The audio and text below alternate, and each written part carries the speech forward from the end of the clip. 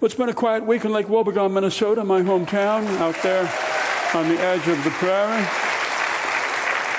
It's been chilly at night, in the 30s. The crickets are all quiet. We hear the pop of the shotguns from duck hunting. Duck hunters, like an old medieval guild. Because it's hereditary, you can't be a duck hunter unless your dad was. And so it's just handed down from one generation to the other. It's like aristocracy, landed aristocracy. Politics is upon us. Campaigns are honest. People try to avoid the subject, of course, but nonetheless you can see people looking at you with looks of pity and compassion for the darkness and superstition that you live in, you of your particular political bent. And it can be stressful for the mixed marriage, like Clint and Irene Bunsen. She's a Republican and he's not. He woke up in the middle of the night about a week ago, and she was lying right up next to him, and she was saying in a very low voice, "You know that Obamacare is a ridiculous mess. And you know that socialism and permissiveness are tearing at the very fabric of our society." "What are you doing?" he said.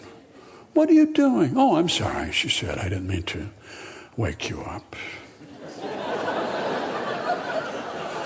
He got up out of bed. He walked down the hall into the guest room. I tell you, the guest room is a crucial element in a long-lasting marriage. So,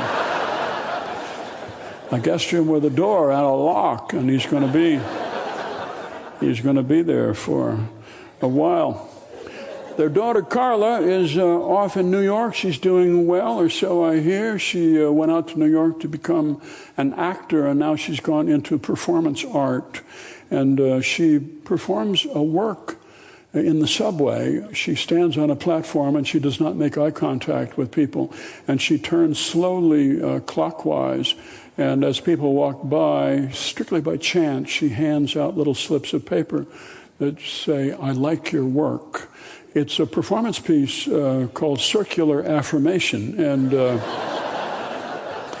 it got a big review in the New York Times here this last week. And so they're happy for her. She gets paid for it from a foundation that used to give grants to painters, but there are enough paintings, and so they wanted to do something different.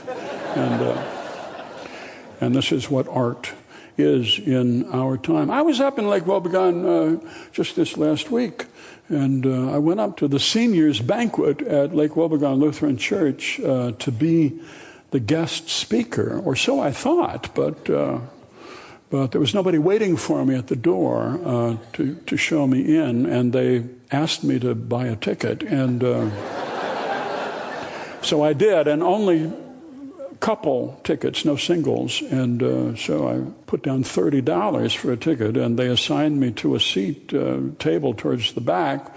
Darrell and Marilyn Tollerud were back there, and I know them, and so we sat and talked. They seemed to be a little upset about the church. They brought out the entree, the waiters, and it was spaghetti and meatballs. And Marilyn said, "You would think that people would get tired of this same thing year after year after year. Where is the imagination?" Well, I was trying to think what I was going to talk about in my speech. I was sort of thinking I would tell the pontoon boat story. But I looked around the room, and there were a lot of people in the room who were involved in the pontoon boat story, so I would have to be careful about just how I told that. And then I was thinking maybe I'd tell the tomato butt story, but my sister was there, and maybe the story about Florian and Myrtle Krebsbach and the truck stop, which I sort of remembered but couldn't completely. I looked around, I was kind of surprised.